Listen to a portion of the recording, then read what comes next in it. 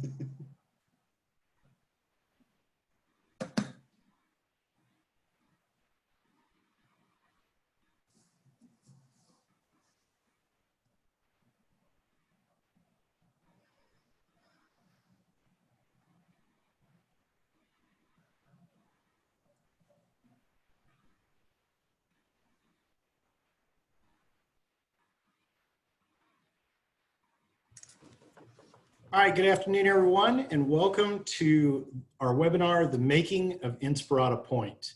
My name is Chuck Tholen, and I'm the host of this webinar series. Today we have part 3, Meet the Interior Designer.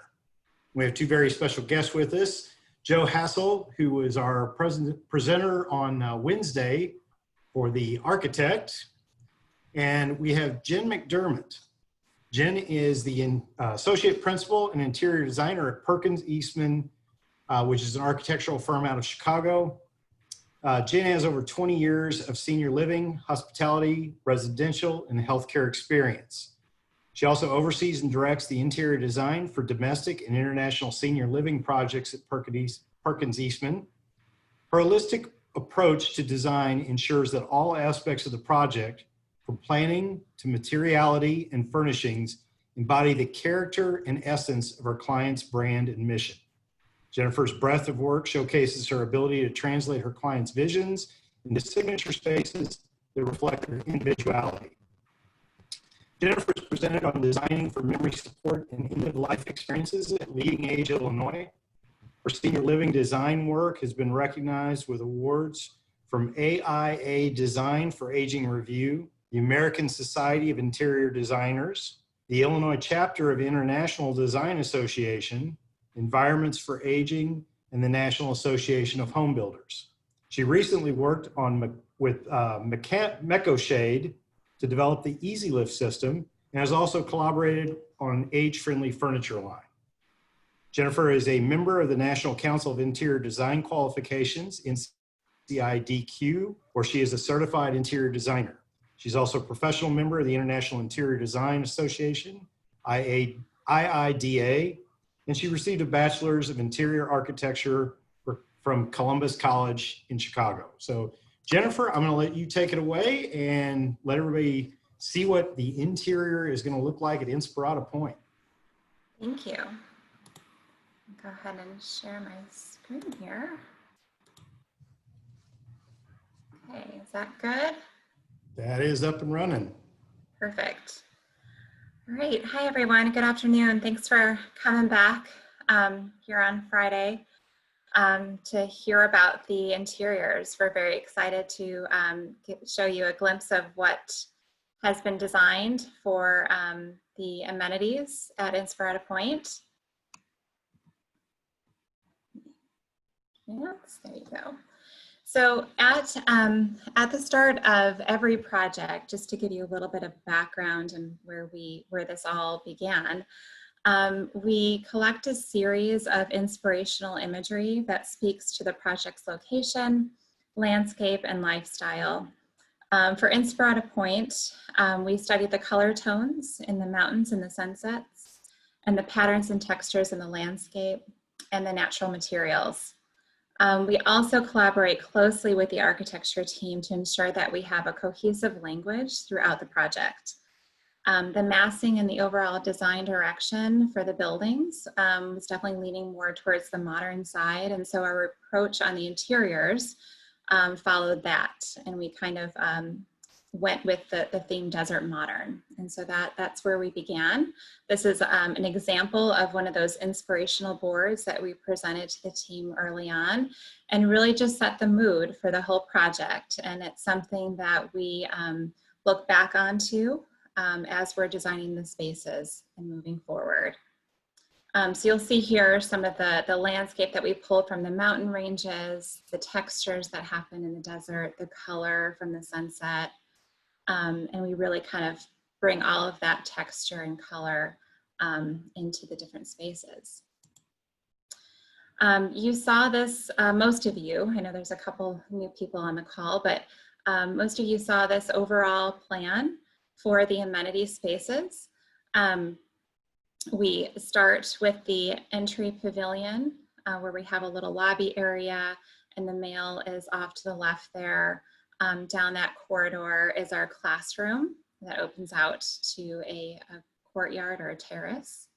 And then we have the breezeway here that connects to the Copper Sky dining venue, the outdoor terrace again, outdoor seating for dining, Indigo Kitchen, and then our Azul, our elevated dining experience is here. And then central to that is the main kitchen.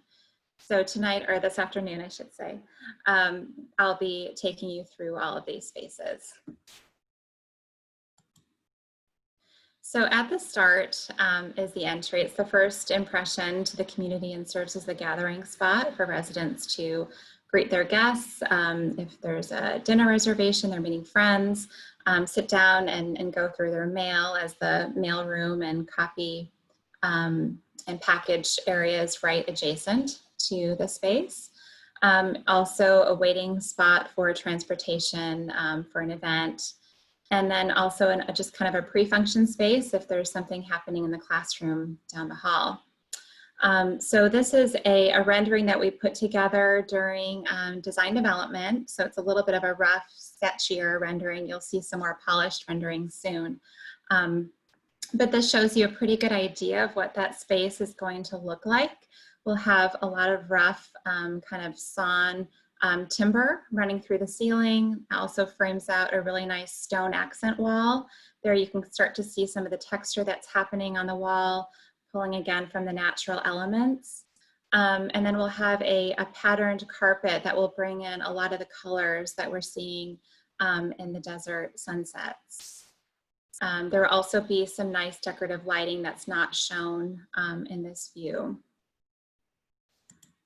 And then a closer glimpse at some of those materials, the carpet insets, the stone paver that actually runs from the exterior entry through that lobby and out to the breezeway. So it's a very sort of indoor-outdoor material to connect those spaces. And then the texture that's happening in the ceiling and that beautiful stone that's accented on the wall. We haven't really started the furniture selection process yet. That'll happen, you know, next year at some point. But just to give you a preview of what things might look like, these are some early inspiration images for the furniture at the entry.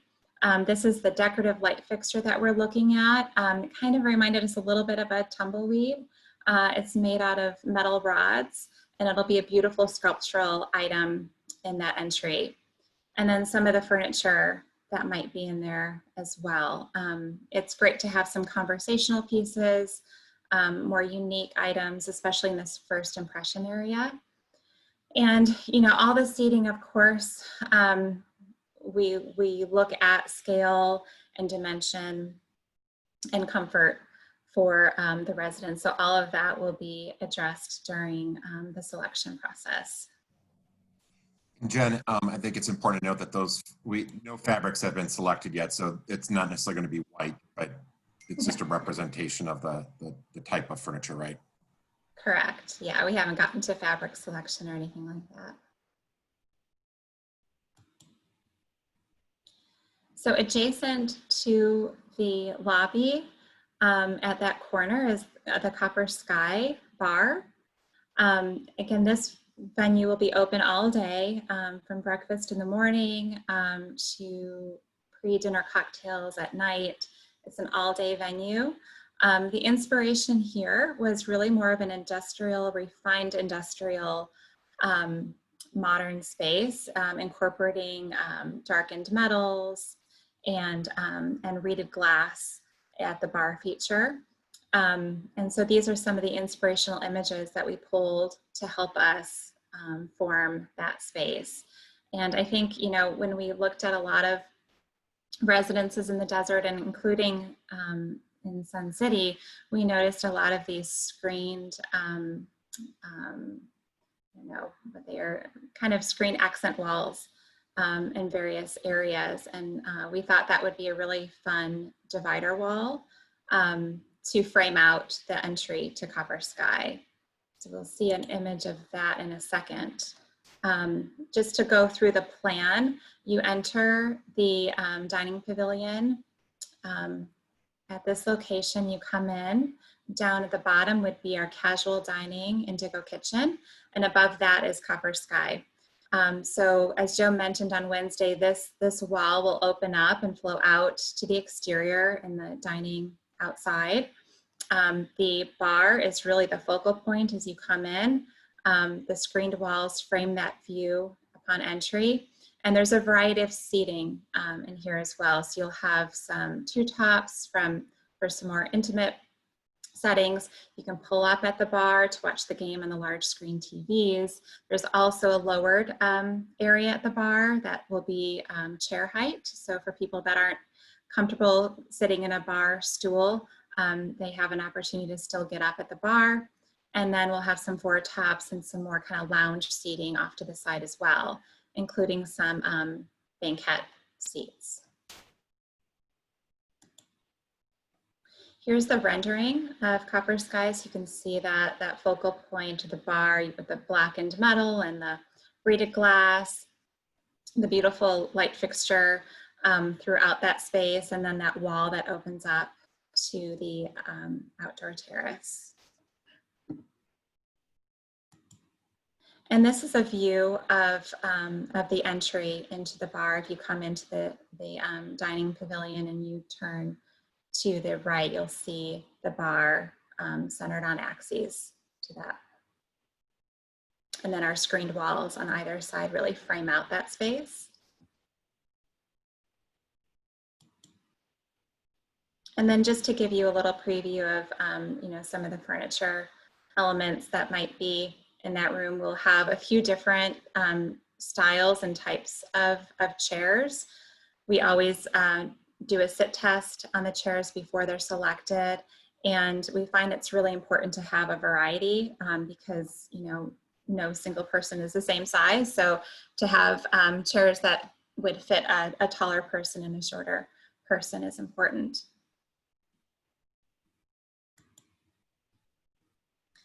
And then adjacent to Copper Sky is the Indigo Kitchen.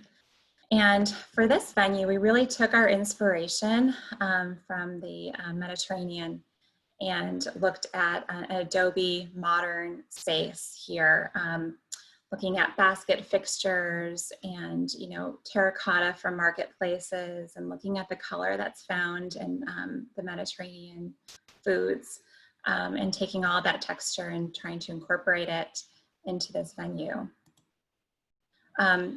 As we talked about on Wednesday, this particular restaurant will have almost 3 different spaces within it. So as you come in by the front entry, you have that more of the open kitchen feeling. So that's adjacent to the open kitchen here with the wood-fired oven.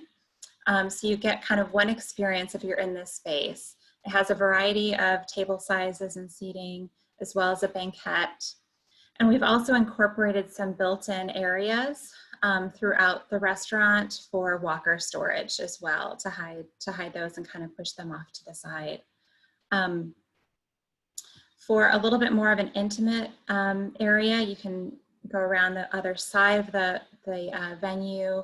Adjacent to the courtyard is a smaller area that will have larger 6 top tables as well as 4 top tables. And then adjacent to that is the Fireplace Room, which has a sliding door that can be closed off for private events. It can be rented for parties, host meetings in there. It's a great little cozy spot with a fireplace that's indoor-outdoor. So that's the fireplace you see coming from that main entry, and that will be your focal point coming down the breezeway. Here's a view of that open kitchen area. So you can see the built-in banquettes. We have a divider wall, a wood slat wall that comes up and across the ceiling. The basket fixtures sort of peppered throughout the ceiling, giving a nice glow. And then a great entertainment open kitchen with a wood burning fireplace. A lot of texture happening in the materials too, with a raked concrete. We have a terrazzo floor that brings in the warmth and the colors of the orange and the golds, and then an inset of carpet. I should mention that all of our flooring surfaces are flush, so there's no raised transition between any of the materials, because we do transition between carpet and stone and tile, but all of that will be a flush transition. The smaller venue behind that main space overlooks the courtyard, like I mentioned, and here's where we'll have some larger 6-top tables and just a smaller kind of venue with a little bit of a different palette. We have a textured stone coming up the wall, and then a stucco kind of texture in the ceiling. What you're not seeing are all the acoustic accommodations that will also be found in these dining venues. It's really important for us that we pay attention to the acoustics, and we do have a mix of hard surface materials and soft, but within the ceiling there are acoustic accommodations, and also the window treatments have an acoustic rating as well. So that has been accommodated and thought about in each of these areas. So beyond that, I'll just go up for 1 second. You can kind of see a glimpse into that fireplace room that will have a sliding barn door to close that off for private events. And here's a view into that space. So we're getting some really beautiful grass cloth texture on the ceiling, bringing in some of that wood timber in this space. And we have a really nice accented sort of olive leaf pattern on the wall covering, just to, again, have that hint of the Mediterranean in this space.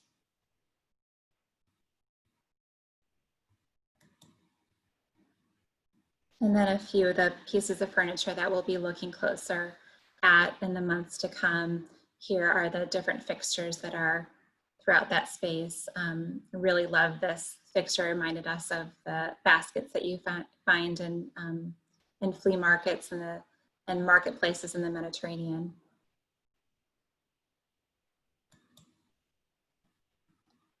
And then our fine dining venue, the elevated dining experience, is Azul. And this was really inspired by the wine country, and wanted to have a little bit more of a formal space, a little bit of an elevated experience, but still relaxed and comfortable.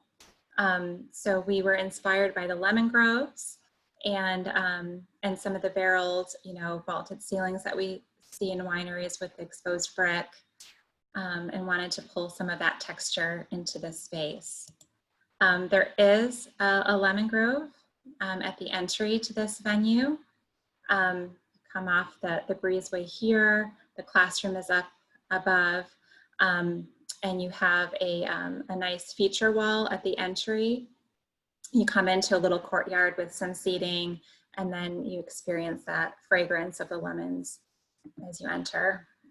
This is a smaller venue. It's a smaller scale, more intimate. It will be open in evening hours. I think it's Thursday through Saturday. I'll have to confirm that for you, but it is open a few nights, during the week. And we've divided this space into kind of an open seating area with a banquette in the center, some larger tables, and then curved banquettes off to one side. And then this is a space that has a little chef's table in it with wine features flanking that room. Here's a view of the open space with the banquette. We have the barreled vaulted ceiling in here with the white brick accent, and then a very sculptural light fixture. It's a custom fixture that is inspired by sort of a tree canopy. So it's called the arbor, I believe. And that will kind of float above this center portion of the venue.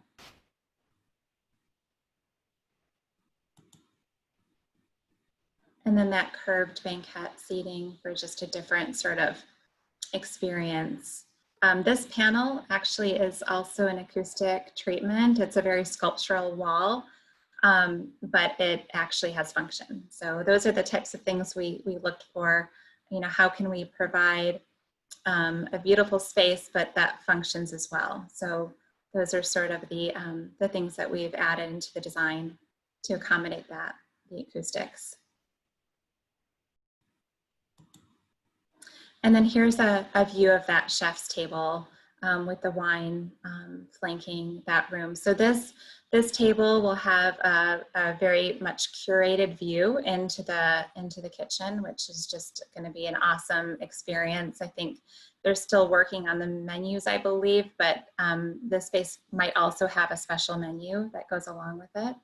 I'm just really excited to see this space come to life.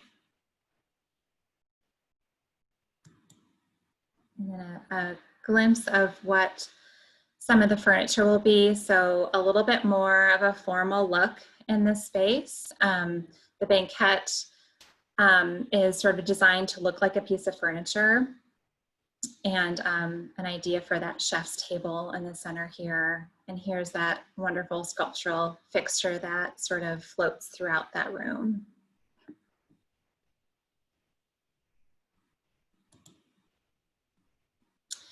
And then in addition to all of the common spaces and the amenities offered, in the independent living buildings, there are a couple community spaces or party rooms. So when looking at those spaces, this was an inspiration board that we started with. We felt like this space needed to accommodate a variety of functions for different gatherings, large and small. Incorporating a kitchen. So here are a couple layouts. One has a space that actually can close off sort of this space down here with the four tops for maybe a private meeting or a conference, but can also open up right onto this open kitchen with a large island and a bar. And then there's also a large space to accommodate you know, lounge chairs for a movie or, you know, another kind of event. And then off to that is an even smaller space with a large table. So all of these spaces kind of be closed off and reserved at different times.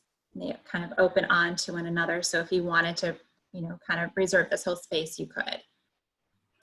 And then the other one is planned a little bit differently, where there's sort of two sides to it, with the kitchen being in the center, the pocket door and a swing door to separate each one. This is a little bit of a larger space with some four top tables that can be moved around to accommodate different functions. And it also has a small unisex restroom off the side. And then this other half will have some lounge chair with a TV and a console. And again, we'll also have a unisex restroom off of that. I should mention that the other layout incorporates a restroom as well. So both community rooms have that. And that really wraps up the what we're looking at from interior design.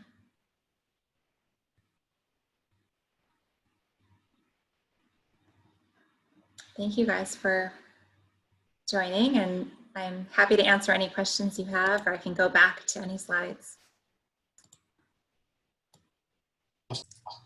There you are, Jen. You back? I'm back. Can All you hear right. me? Yep, you froze up for a minute. Oh, So we're going to go ahead and open it up to questions.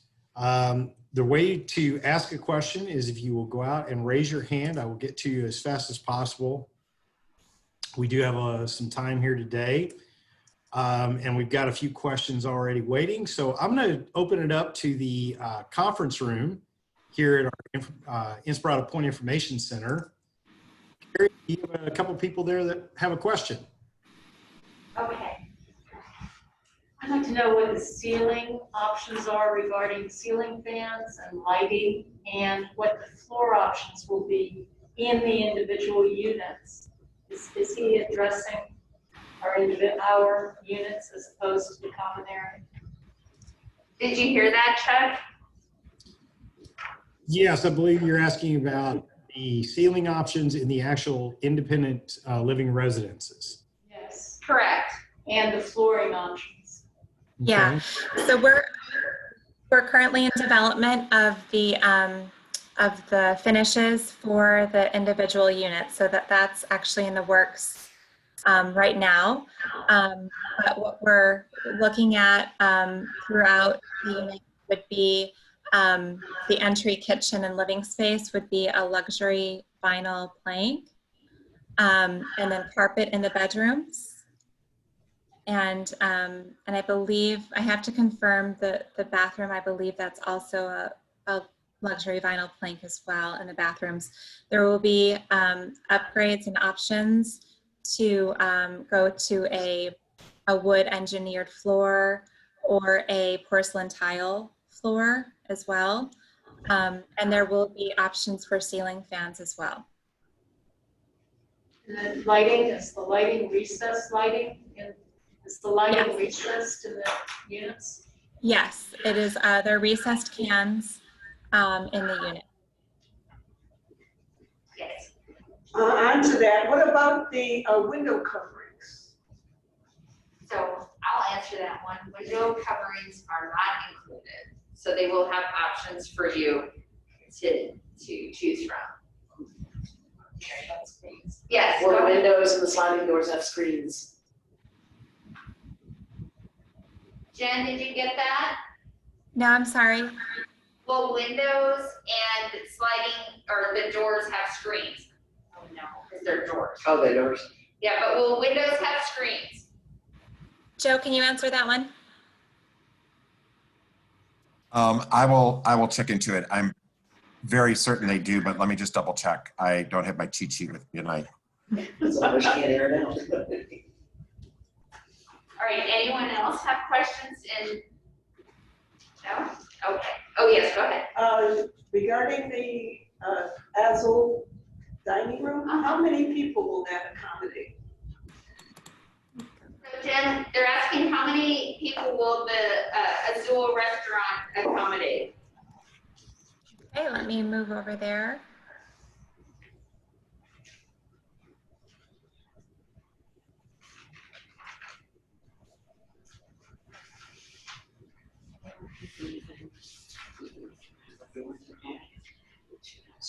It's about 50. It's about 50 people.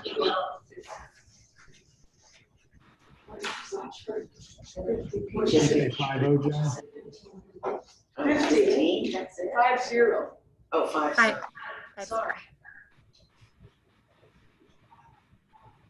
All right, Carrie, I'm going to go ahead and put you back on mute, and the next question we've got queued up, and we'll come back to you. If you've got another question, just raise that hand in there. Let's go to Pete Donnelly. Pete, go ahead and unmute, and what's your question? Hey, can you hear me, I hope? I can. Okay, yeah, we had a couple of questions. One is, living in the desert here, it's kind of dusty and hot. And I was wondering how much we got like 6 months out of the year where it's over 100 degrees. And there's an awful lot of outdoor venues and fireplaces. And I was wondering, what you've considered. And then the other thing is, I was looking that light fixture in Azul, we live in the desert, it's kind of dusty here. How are they going to clean that thing? That'll be a good question for Christine, who I don't think is on the call right now. We're gonna have the residents come up and clean it, Pete. Is that okay? It doesn't look like you can just turn a hose on it. No, you need a little bit of a feather, I think, on that.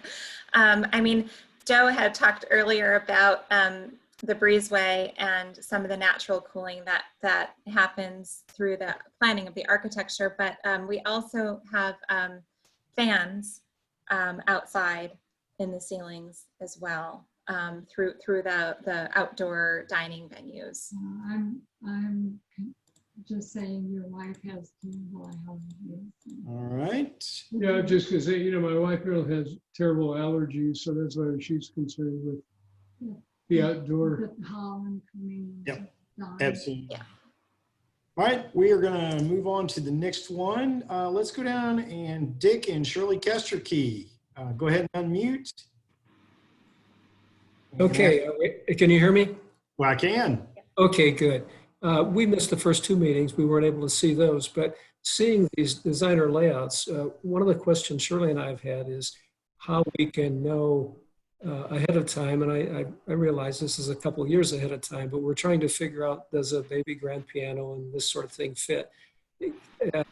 Can Perkins Eastman provide some sort of tool where we can put furniture pieces, kind of see what kind of layout we might need, and then what furniture we need to get rid of, what furniture we need to add? I realize that's not a focus of this meeting, but this is my first chance to ask the question. Yeah, no, that's great. We're actually getting those plans together right now as we speak. So we will have what we call gridded plans. So they'll be to scale, where you can, move furniture, little paper furniture around and start to plan out.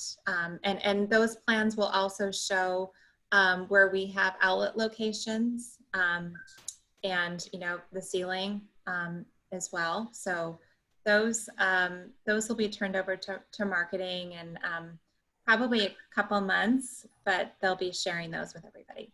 Thank you. Mm-hmm. One of the, Jim and Joe, one of the questions that somebody typed in, what about misters? And I think you guys touched on this on Wednesday, that there were going to be some misters for the outdoor spaces.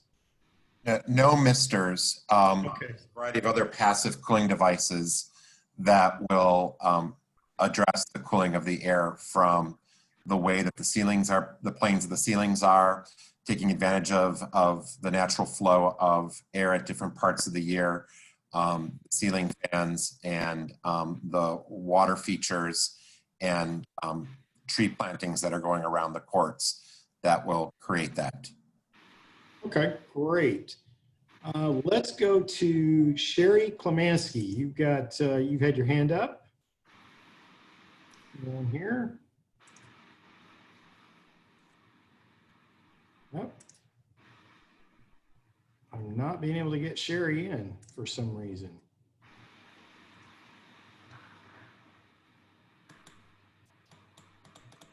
Okay, let's go on. I'll try to come back to you, Sherry, but if not, we will.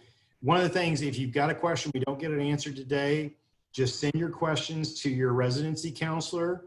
We're going to compile a whole list and then we're going to send it to Joe and Jen and get a whole bunch of questions answered that we're not able to get to today. Jean Bondi, go ahead. You got your hand raised, unmute, and you'll be able to ask a question. Yes, I'm very interested in the acoustics, and I appreciate the comments that that's been considered. Is there a decibel rating that you're going to be able to achieve with these rooms when they're full of people? Yes. I have to look at what the NRC rating is for each individual space because I don't remember those offhand. But we did study each space and had the acoustics looked at for each environment and had the various finishes to help with the NRC rating. I don't have those numbers with me right now, but I can get them. Okay, I would appreciate that. And that means that the NRC ratings take into effect the number of people that are expected to be in the spaces talking? Right, right. Okay. Yeah, and what we found is that, you know, to really get the acoustics to work, we have to pay attention to the walls and the ceiling. The Oh, yeah. floor is, you know, also a consideration, but that really just helps absorb foot traffic, Mhm. not the stuff that bounces all around. So, you know, we do have carpeted areas and we have hard surface areas. And some of the carpet will of course, you know, improve the acoustics, but we really have to treat the ceilings and the walls. So, Thank you very much. And as we look at the spaces, you know, each space has a certain different vibrancy to it. So for instance, the elevated dining is meant to be much quieter and has a higher rating than, say, Indigo Kitchen, which is a little bit more vibrant, which it's connecting to the display kitchen. But then we have, as Jen mentioned, the different dining venues that if you want something that's less active and perhaps has some background noise, you can certainly go then to the other dining venue that's for seating across it that's looking into the garden, or in the Fireplace dining venue, all part of Indigo Kitchen. So each one gives a slightly different experience. It's certainly going to be much more active and vibrant at the seating near the kitchen.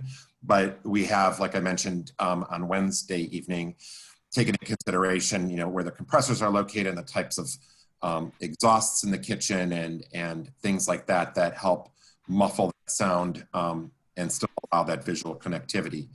The bar then as well, you know, to be able to hear the sporting events and so on and so forth, certainly need to have the speaker systems associated with it, which will provide background noise, but, you know, that's kind of expected if you're watching a game or something like that as part of the venue, and certainly could be turned off if it's, you know, not interest for the residents that are partaking in the bar at that moment in time. So there's flexibility built in, and certainly looking at the levels of acoustics that are needed in the different parts of the building. All right, we're going to go back into the conference room. Carrie, go ahead and unmute.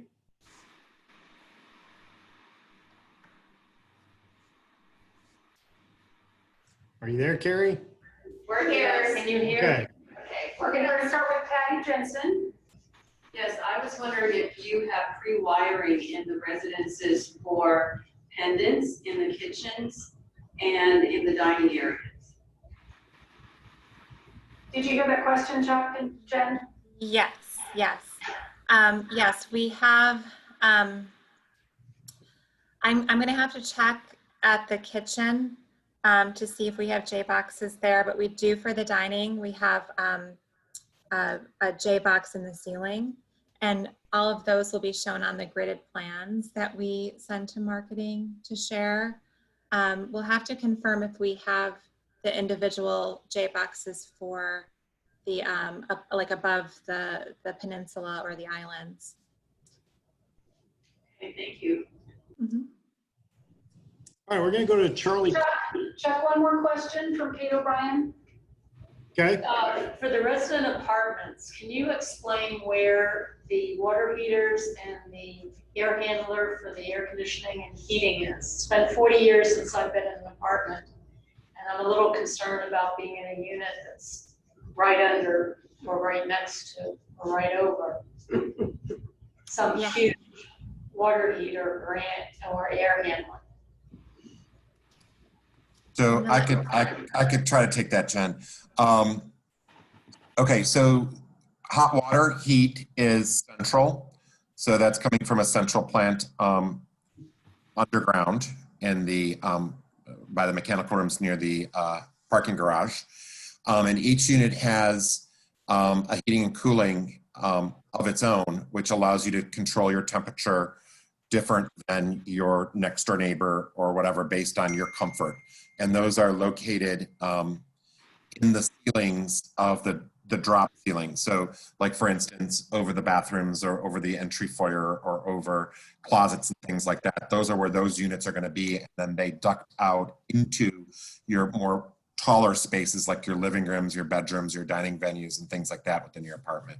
So each unit has its own heating and cooling. Plumbing is central. and it's coming from the water, hot water is coming from a central source in the building. Thank you so much. Yes, this is Rita Ernie. I have two questions. The first one is related to the bathrooms in the residence, whether the sinks, et cetera, are higher to accommodate our growing ages. And also the toilets, are they going to be higher seating? Yeah, so the toilets are what we call comfort height toilets. So they're a little bit taller than a typical toilet. So those will be the vanity height. I'd have to confirm what height we landed on that. Usually we do a taller vanity as well. Yeah, Jen, I think, and Chuck, what we probably should do is, because we were really focused on the presentation Wednesday and the presentation today on more of the public spaces. We could perhaps do and prepare accordingly for a presentation on units when we get further along in understanding all the standards and the materiality that's going into, and Jen can roll that out of, the standard palettes that people can choose from and upgrades, and then we can go into all the details within each apartment to make certain that we have those answers ready to go for that part of the presentation, and be happy to do that in a month or so to come, once that's all refined and you're ready to roll out the gridded plans that are to scale for people to start laying out furniture and things like that. Yeah, I think that'll work. I've had several people send a chat message in. They wanted specific details. And I think that's, Joe, that'll work out great. So, all right. And we're not trying to avoid those questions. It's just a lot of that is being fine-tuned as we speak. Right. And standards and upgrades, and a lot of it has already been figured out because it's part of the base package that we're put together for pricing and things like that. But we want to be very careful and answer these very accurately for you so there's no missteps. And again, that was kind of anticipated for a whole different presentation. So stay tuned, and we'll definitely be here to answer those for you all. All right, we're going to go to Charlie Clark. Charlie, go ahead and unmute and ask your question. Hi, Chuck. Hi, Jen. Would you clarify for the audience what a J-box is? That's number one. And secondly, and it may be the bigger picture of Royal Oaks, talk about exercise facilities, gymnasium, workout places, that type of thing. Sure. J-box is the junction box in the ceiling that a pendant or a ceiling mounted fixture would get wired to. So oftentimes, if you don't have a pendant or a fixture, you would just see like a white cover plate to cover that box up in your ceiling. So we have a few of those locations within the unit that we're planning in case someone wants to do their own fixture.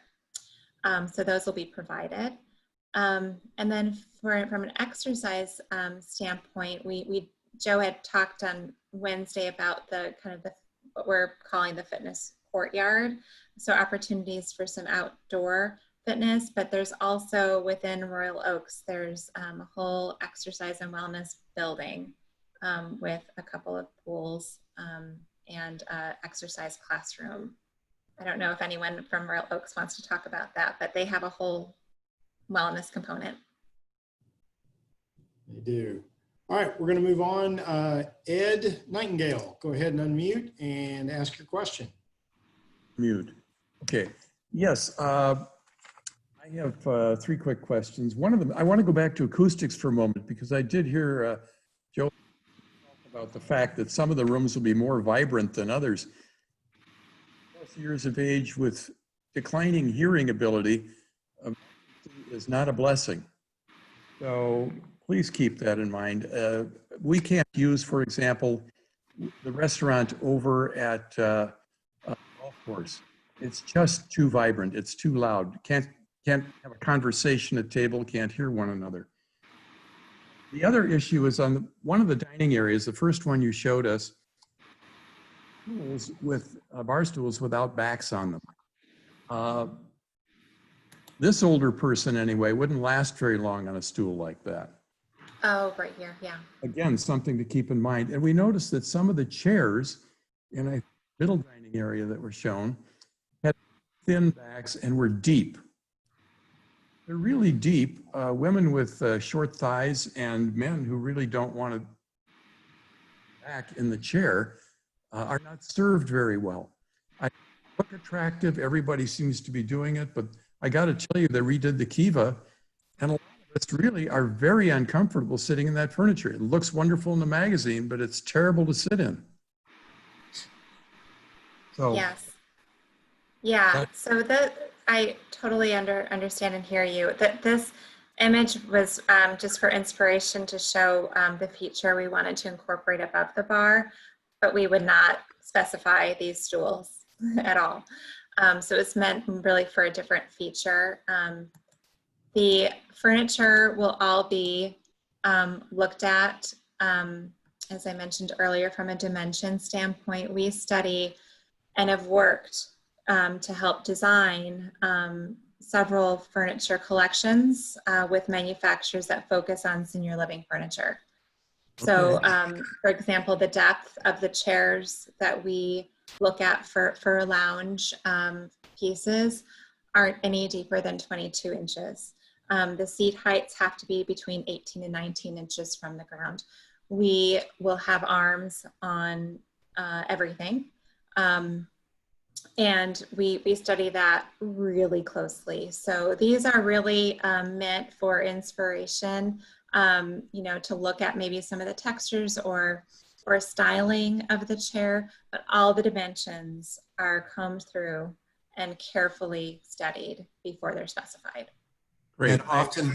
And oftentimes, talk about two things. One, first, the furniture. Oftentimes you'll see at the end result a variety of different types of chairs, because it's impossible to get one chair that fits everyone's liking.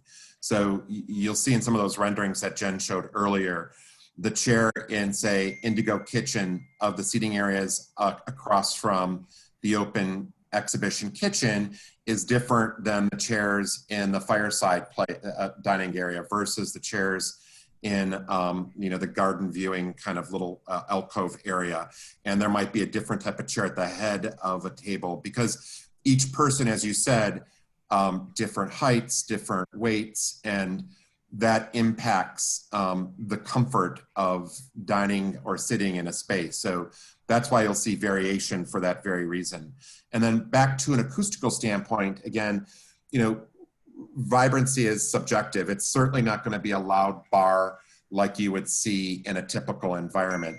But certainly when people are talking, the decibel level will go up, and there's going to be areas that'll be quieter in some areas and a little bit louder in others, but we are studying and have studied carefully acoustic properties from, and we will continue with the furniture that's selected, the ceiling planes, the wall planes, as Jennifer mentioned, and so on and so forth. The window treatments that absorb sound, all those elements play into the impact of absorbing the sound in the space. And you're right, some are just too vibrant, and we're going to try, we're doing everything we can with the consultants we have on board to make certain we avoid those situations. But, you know, a bar where there's a lot of talking and you know, music playing in the background during, you know, entertainment or the sports venue on the televisions is certainly going to be more vibrant than, you know, the time of the bar when it's not being used to watch a sporting event. I hear you, but in many sports bars, the sound is not on, and for that very reason. Oh, you could certainly shut it off. There's the option to control the sound on and off, whatever the guest experience wants at that point in time. We're building into the options of the spaces. I apologize for my intensity, but the experience we've had of so many places that are just unusable by us because of the fact that they're too vibrant for people our age with our hearing issues. Absolutely. I wouldn't want to move into a place and find that I really wasn't comfortable eating there. Yeah, no, certainly that is being considered, and we have taken that very seriously in the look of every single space that is being created.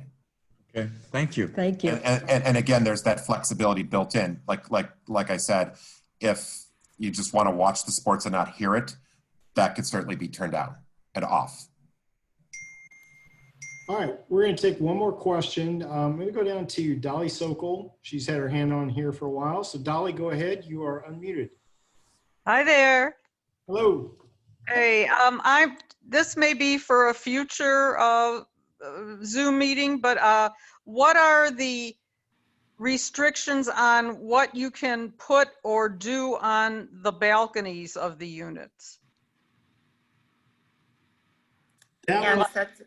I think we'll probably have to hold off on that one, Dolly. Okay. I got your email yesterday. That's part of those questions we will get answered. I think that's going to take a little more time for them to kind of go through. Okay. All right. I'll tell you what, Jean Bondi, we'll go one more. Jean, you had your hand up for a while. Go ahead and unmute. Yes, I have an interest in, as we're living through this pandemic, we're finding that a lot of buildings cannot isolate one room from another in common spaces because of the air filter and the air patterns. Will there be ways, if we, God forbid, ever get out of this pandemic and we don't end up with another, that these rooms, I know they have some doorways, but it's not the doorway issue, it's how the HVAC's been set up. Joe, do you want to take that one? Sure. We just did an entire assessment this last couple months with the leadership team and the leadership team for the restaurant venues and so on and so forth, and assessed pandemic related viruses that are airborne, and have worked with our engineers and studied based on research we've done, flows in and out, where host stands go, entrances and exits, and so on and so forth, and have plans in place that if a pandemic comes, or if it's a typical flu season, how areas could be isolated off from each other to still allow for spaces to be used, including an example of this restaurant here. So those have all been studied and are being implemented into the new concepts that are being created, not only here at Inspirata Pointe, but also at Elegante Pointe, where the assisted living expansion, memory care expansion is happening as well. So density, mechanical systems, circulation flow. One of the reasons why, the kitchens are open in some instances, especially in this venue, the Restaurant Association study that we read during the pandemic is that at one point, the restaurants were open in the kitchens just for an entertainment value. Now the restaurant venue is also open up to the kitchen so that you, the guest and visitor to the restaurant, can see that the actual proper PPE is being used, as well as then food safety is being taken care of. Not that Rolex would ever deviate from that, but it gives you that additional reassurance to see that happening, whether you dine in this venue or walk past it to dine in another venue if that's not something you want to engage with. So those considerations have been thought about in almost every detail of the project moving forward. Yeah, and to add on to that, also noticed obviously the increase in food delivery and takeout. So we've made some slight accommodations to manage that as well. All right, well, thank you guys so much for attending this. I want to thank Joe and Jen for being a part of this and presenting. One thing I would say to the attendees is I know a lot of you, and Ed especially, and a few of the others that have been involved in 55 plus communities. I think the difference that you will see in this is that Perkins Eastman really is an expert in senior living. Everything that they do, they are working toward that. How are seniors using it? What are the heights? What are the depths of the chairs? Like Jen said, they don't just pick something that a designer would go, that's going to look really nice. They want to make sure that the spaces are there and that they can be used. So thank you, Joe and Jen, for being on here. We really appreciate it. And thank you to everyone else. And we're going to go ahead and end the call. Thank you. Bye, everybody. Thanks, Bye-bye. everyone. Bye-bye.